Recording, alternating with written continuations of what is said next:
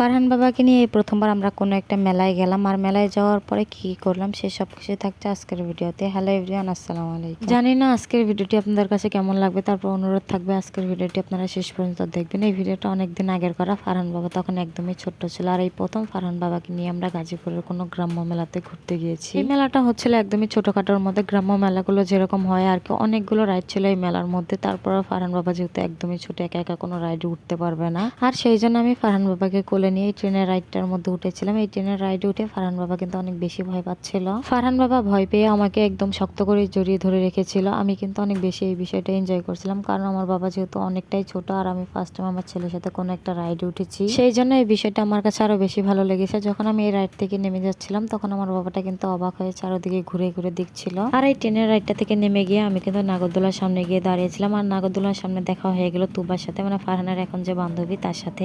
মাশাল্লাহ মাশাল্লাহ, পরীটা যে এত পরিমাণে কিউট যে কি বলবো, আপনারা সবাই মাশাল্লাহ বলে যাবেন। আর ও একটা গাড়ি কিনেছিল, সেই গাড়িটাই আমাকে দেখাচ্ছিল, বলছিল ফারহান এই দেখো আমি গাড়ি কিনেছি। পরীটা তার বাবা মার সাথে মেলায় ঘুরতে এসেছিল, আর সাথে কিন্তু আমার বোন হাফসাও ছিল। আমি অনেকটা সময় নাগরদোলনার সামনে দাঁড়িয়েছিলাম আর ভাবছিলাম আমি কি নাগরদোলনায় উঠবো কিনা। ফারহান বাবা যেহেতু একদমই ছোট, কিনে নাগরদোলনায় উঠলেও ভয় পেতে পারে, সেই সব কথা চিন্তা করে আমার নাগরদোলনায় ওঠা হয়নি। তারপর চলে গিয়েছিলাম একটা কসমেটিকের দোকানে কিছু কসমেটিক দেখার জন্য। আর আমার কাছে এই গ্রাম্য মেলাগুলো সবচেয়ে বেশি ভালো লাগে, কেন জানেন? সব রকমের কসমেটিক এই মেলার ভিতরে পাওয়া যায়, আর অনেক কম দামে কিনতে পাওয়া যায়। এই মেলাগুলোতে সবচেয়ে বেশি আমার কাছে যেটা ভালো লাগে সেটা হচ্ছে অনেক অনেক রেশমি চুড়ি উঠে এই মেলাগুলোতে, আর সেইগুলো দেখতে কিন্তু অনেক বেশি ভালো লাগে। আর শুধু রেশমি চুড়ি না, বিভিন্ন রকমের চুড়ি উঠে এই মেলাগুলোতে দেখতে কিন্তু অনেক বেশি ভালো লাগে। আমি সবসময় মেলার ভিতরে গেলে এই চুড়িগুলোর দিকেই তাকিয়ে থাকি। হেয়ার ব্যান্ড, হেয়ার ক্লিপ, তারপর চুড়ি, এই সমস্ত দেখার পর আমি চলে গিয়েছিলাম আরেকটা দোকানে দেখার জন্য। এই দোকানে কিন্তু অনেক অনেক ভ্যারাইটিসের জিনিসপত্র ছিল, অনেক কিছু ছিল এই দোকানে, আর দোকানটা অনেক বড় ছিল।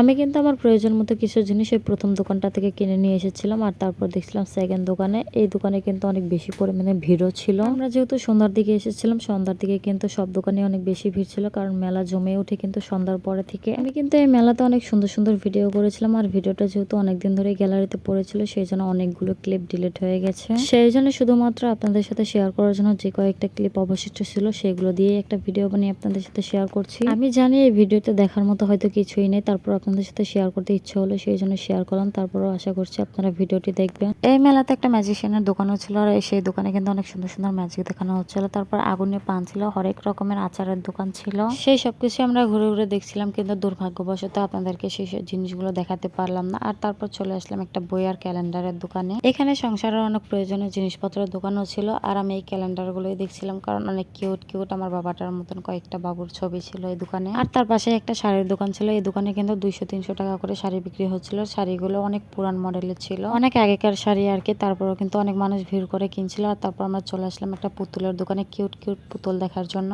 আমাদের সবকিছু ঘুরে ঘুরে দেখা শেষ, এখন আমরা চলে যাব বাসায়। আজকের ভিডিওটি এই পর্যন্ত, দেখা হচ্ছে পরবর্তী কোনো ভিডিওতে। আল্লাহ হাফেজ।